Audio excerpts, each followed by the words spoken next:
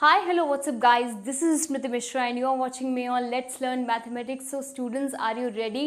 आज हम मैथ्स का 11th क्लास की मैथ का सेट्स चैप्टर, पहला चैप्टर जो है वो हम करने जा रहे हैं। इसमें हम डेफिनेशन करेंगे सेट्स की, कुछ इंपॉर्टेंट पॉइंट्स देखेंगे उसके बारे में, फिर हम रिप्रेजेंटेशन ऑफ सेट्स पढ़ेंगे एंड हम टाइप्स ऑफ सेट्स पढ़ेंगे, ठीक है। एंड जितने भी इंपॉर्टेंट पॉइंट्स हैं वो सारे नोट करते चलेंगे। Okay, so if you like the lecture then please hit the like button and try to share this lecture as much as you can so that the students who are searching for the topics that I'm going to tell you right now can get that easily.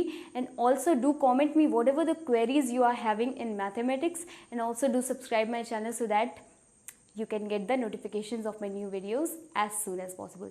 So let's not waste our time and let's get started with the lecture. So students, sets क्या होता है? Sets होता है एक collection of objects. काफ़ी सारे आप objects ले लो एंड उनका एक कलेक्शन बना लो। बट उन ऑब्जेक्ट्स में क्या होना चाहिए? ऑब्जेक्ट्स को आपको ऐसे चुनना होता है कि उनमें एक कॉमन प्रॉपर्टी हो, ठीक है, एंड वो ऑब्जेक्ट डिस्टिंक्ट हो, मतलब अलग अलग हो। ये नहीं कि आइडेंटिकल ऑब्जेक्ट्स आपने सेट के अंदर, उस कलेक्शन के अंदर जो आपने बनाया है वो रख दिए। आइडेंटिकल ऑब्जेक्ट्स उसके अंदर नहीं होने चाहिए एंड उन जो आपने कलेक्शन बनाया है, उन जो अंदर उसके एलिमेंट्स हैं, जो भी ऑब्जेक्ट्स हैं उनके अंदर, उसकी एक कॉमन प्रॉपर्टी होनी चाहिए जो सब के सब फॉलो कर रहे हैं। जैसे कि आपके एक सेट ऑफ, जैसे मैं बोल दूँ एक कलेक्शन ऑफ जो आपका हो जाता है प्लैनेट्स का, ठीक है, 8 प्लैनेट्स हैं आपके, तो उसका कलेक्शन हो जाएगा। तो उनका क्या है, वो सारे आइडेंटिकल तो है नहीं, मतलब एक जैसे तो है नहीं, अलग अलग हैं। एंड दूसरी चीज़, वो एक प्रॉपर्टी, सेम प्रॉपर्टी फॉलो करते हैं। वो क्या है? वो ये है कि सभी के सभी क्या करते हैं, सन के चारों तरफ चक्कर लगाते हैं, ठीक है। तो ऐसा जो कलेक्शन ऑफ ऑब्जेक्ट्स हम बनाएंगे उसी को हम कहेंगे सेट, ठीक है। अब जैसे आपका सेट ऑफ वॉवेल्स हम कह सकते हैं, ए E I O you. A E I O you आपस में क्या है, अलग अलग है, बट वो क्या करते हैं, एक कॉमन प्रॉपर्टी बियर करते हैं। वो ये है कि वो सारे के सारे क्या हैं, हर एक एलिमेंट जो है, हर एक ऑब्जेक्ट जो है ए ई आई ओ यू, वो एक वॉवेल है। ऑलराइट, तो आई थिंक सेट आपको समझ में आ गई डेफिनेशन इतने से ही। तो एक बार हम डेफिनेशन पढ़ लेते हैं। वो ये है कि set is a collection of well defined distinct objects, मतलब एक वेल डिफाइंड डिस्टिंक्ट ऑब्जेक्ट्स का कलेक्शन हो जो कि क्या रखते हैं, जो रखते हैं हैविंग सम कॉमन प्रॉपर्टी, मतलब उनके अंदर, उन सब के अंदर कोई एक कॉमन सी चीज़ होनी चाहिए जो सबके पास हो, है ना। वो चीज़ होगी अगर, तो वो कलेक्शन ऑफ ऑब्जेक्ट्स क्या बन जाएगा, एक सेट बन जाएगा।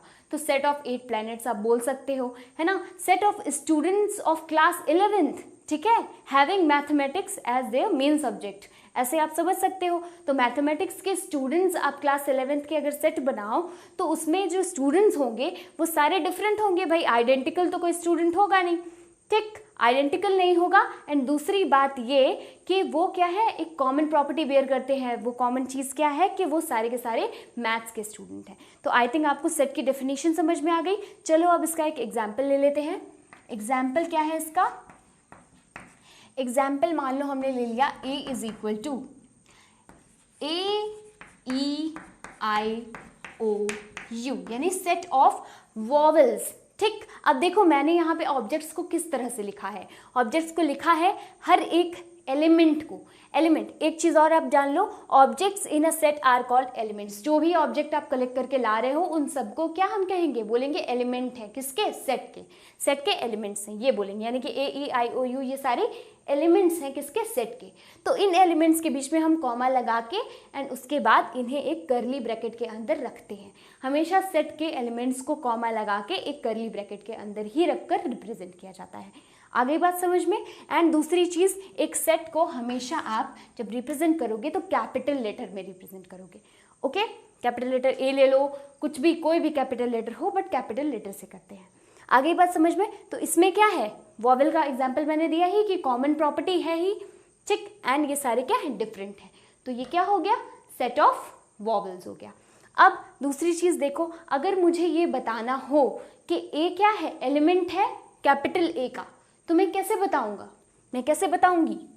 इसमें हो जाएगा ए इज एलिमेंट ऑफ ए, यानी कि एलिमेंट ऑफ दिखाने के लिए कौन सा सिंबल यूज करते हैं हम, ये वाला सिंबल यूज करते हैं, ठीक। ऐसे आपको ये वाला सिंबल आपको बनाना होता है। अब दूसरी चीज़ आप देखिए कि अगर ना बनाना हो, आपको ना बताना हो कि एलिमेंट नहीं है, ये चीज़ बतानी हो, ठीक, तो आप ऐसे क्रॉस लगा दोगे।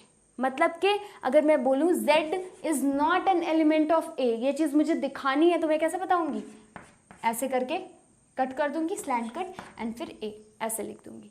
तो आई थिंक इतना समझ में आ गया। ये लिखते हैं कैसे, सेट को हमेशा आप कर्ली ब्रैकेट के अंदर रखोगे एंड इस तरह से लिखोगे कि A is element of A। कोई भी एलिमेंट आपको रिप्रेजेंट करना है तो इस तरह से लिखोगे, एंड नहीं रिप्रेजेंट करना है, ये बताना है कि नहीं है एलिमेंट किसी सेट का, Z is not an element of A, then आपको इस तरह से रिप्रेजेंट करना है, ठीक है। तो नॉट के लिए ये वाला एंड होने के लिए ये वाला। तो आई थिंक समझ में आ गया, एंड समझ में आ गया है तो इसका स्क्रीनशॉट ले लो, फिर हम आगे बढ़ते हैं।